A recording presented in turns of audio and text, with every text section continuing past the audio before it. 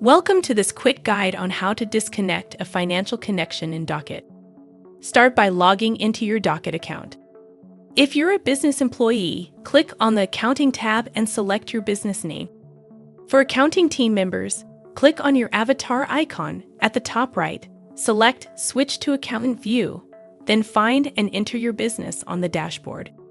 Now, click on the gear icon in the top right corner and choose Financial Connections. To disconnect a financial connection, click on the ellipsis menu next to the connection you want to disconnect. Select Disconnect from the options.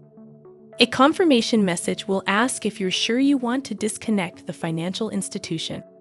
If you confirm by clicking Yes, Docket will disconnect the institution, and any mapped accounts will switch to manual mode. If you choose Cancel, the process will be aborted. Thanks for watching this video. Check out our How to Videos playlist to watch more videos like this.